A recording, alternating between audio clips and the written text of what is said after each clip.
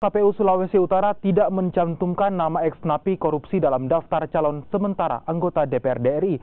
Sebelumnya, Bawaslu Sulawesi Utara memenangkan sidang sengketa ex-napi korupsi Syahrial Damopoli.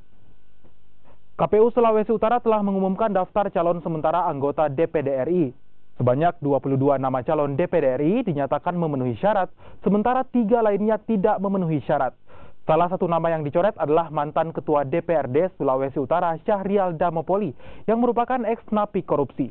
Meski sebelumnya telah memenangkan gugatan di Bawaslu Sulawesi Utara, KPU Sulawesi Utara mengatakan Syahrial Damopoli tidak diakomodir dalam daftar calon sementara karena instruksi dari KPU RI. Keputusan serupa juga diberlakukan pada calon ex-napi korupsi di beberapa daerah lain. Terkait keputusan KPU Sulawesi Utara yang tidak menggantungkan status pencalonannya, Syahrial Damopoli menyatakan akan melaporkan persoalan ini ke DKPP. Acuan kita peraturan KPU terkait dengan mantan terpidana korupsi ini tidak boleh dicalonkan. Sampai hari ini KPU di beberapa daerah juga yang sama seperti ini kasusnya tetap belum dilaksanakan. Ini final dan mengikat kan, mestinya harus dilakukan. Apalagi surat koreksinya dari KPU RI ke Bawaslu itu pun ditolak.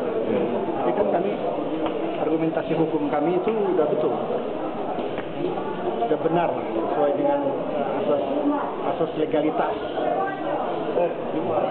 Pendekatan kami kan ketika ada norma yang berbeda dalam dua ketentuan pengaturan, maka kami harus mengambil norma yang diatur oleh pengaturan yang lebih di atas.